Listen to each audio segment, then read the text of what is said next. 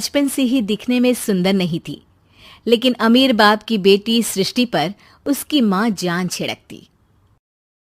मेरी बेटी कितनी प्यारी है, भगवान सबको सृष्टि जैसी बेटी दे। सृष्टि धीरे धीरे बड़ी होती है। एक दिन सृष्टि की सहेली कहती है, तू दिखने में कितनी अजीब सी है, लेकिन मैं जानती हूँ हम सब में सबसे अच्छी शादी तो तेरी ही होगी।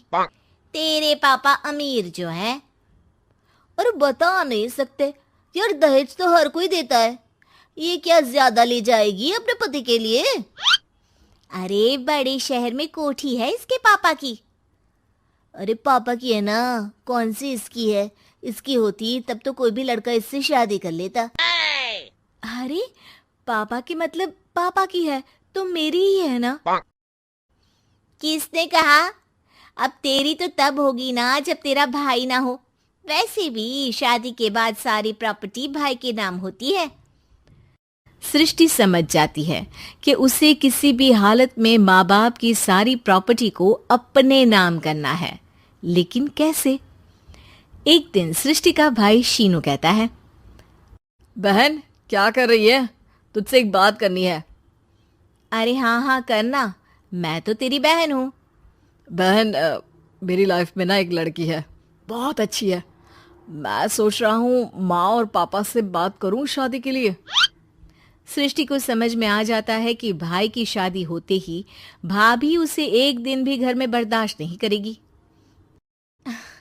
क्या बात है भाई, बताना कौन है वो?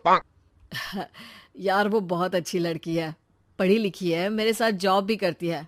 बस एक प्रॉब्लम है। प्रॉब्लम? क्या प्रॉब्लम है भाई? यार वो शादीशुदा है, लेकिन उसके पति ने उसे सिर्फ इसलिए छोड़ दिया क्योंकि उसके माँ बाप दहेज नहीं दे पाए। सृष्टि ये सुनकर न जाने क्यों खुश हो जाती है। अरे भाई तो क्या हुआ, लड़की तुझे तो पसंद है ना? शीनू को लगता है कि बहन उसे समझ रही है।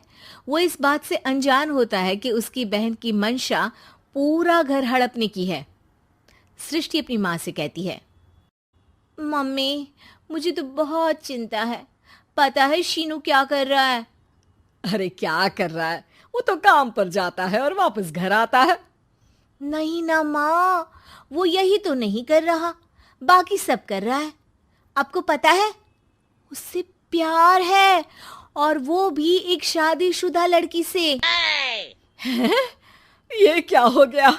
मैं सोसाइटी में क्या मुंह दिखाऊंगी? अरे तेरे पापा तो यही कहेंगे कि मैंने ही उसे बिगाड़ दिया है। माँ देखो, मेरी बात मानो, पापा पर भी विश्वास करने की जरूरत नहीं है। अब आप ही बताओ, पापा इतनी देर घर के बाहर रहते हैं क्यों? बोलो। अरे बेटा वो तो नौकरी करते हैं ना। तू बहुत भोली है माँ। पापा का ऑफिस तो 7 बजे खत्म हो जाता है, लेकिन देखो कितनी देर से आते हैं।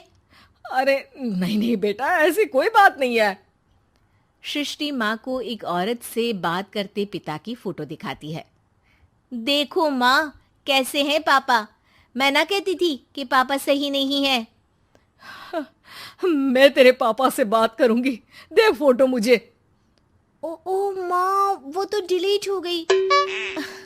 लेकिन चल, तूने तो देख लिया ना। पापा से बाद में बात कर लेना, और हाँ मेरा नाम बिल्कुल मत लेना। हाँ माँ। अब क्या था, सृष्टि के माँ और पिता के बीच झगड़ा होना शुरू हो जाता है।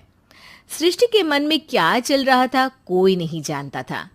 एक दिन, माँ सृष्टि के लिए एक लड़का देखा है, वो लोग शाम को उसे देखने आने वाले हैं। और हाँ माँ, एक खुशखबरी, मैं और पापा मिलकर एक नया बिजनेस ट्राई कर रहे हैं। शाम को लड़का आता है, सांवले रंग का। सृष्टि को तो बिल्कुल भी पसंद नहीं आता। लड़की की माँ कहती है, लड़की का चेहरा तो कोई खास नहीं, लेकिन अगर मेरे बेटे को आप लोग सेटल कर दें तो मैं उसकी शादी आपकी बेटी से करवा दूं। सृष्टि को लड़का बिल्कुल पसंद नहीं था। उसे भाई पर गुस्सा आ जाता है। लड़के वालों के जाने के बाद कहती है, माँ देखा शीनू मेरे लिए कैसा लड़का लेकर आया, न दिखाने लायक न सुनने लायक, सेटल भी नहीं, वो भी हम करे। अरे माँ, मैं जानती हूँ ये मेरी शादी किसी भी घर में क्यों करवाना चाहता है। अरे कैसी बात कर रही है बहन? तूने तो देखा ना, लड़के को मैंने ही मना कर दिया तुझसे शादी के लिए। जिसने लड़का बताया था उसने उसकी बहुत तारीफ की थी। बात आई गई हो जाती है, लेकिन सृष्टि का मन शांत नहीं होता। क्या करूँ, कुछ समझ में नहीं आ रहा।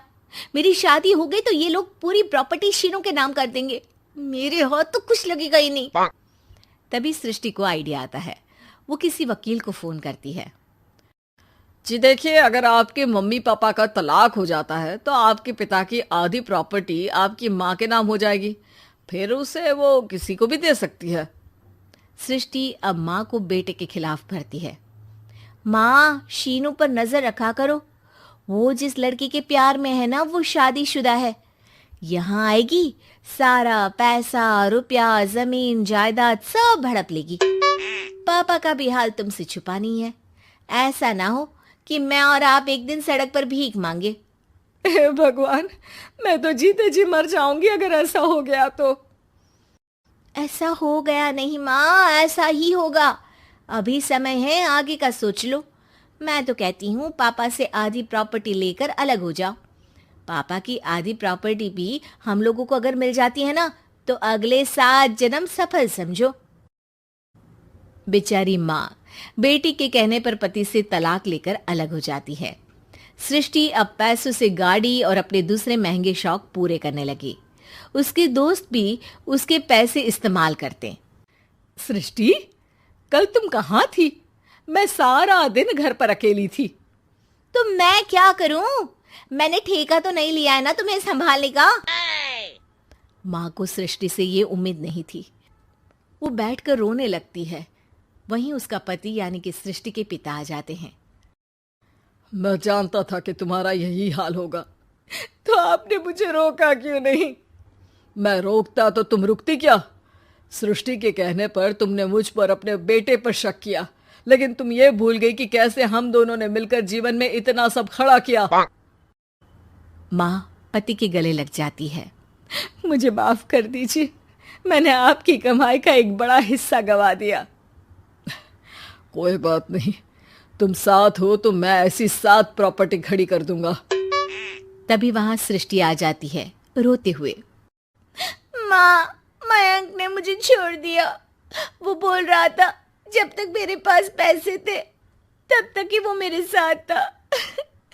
पापा, माँ, मुझे माफ कर दीजिए।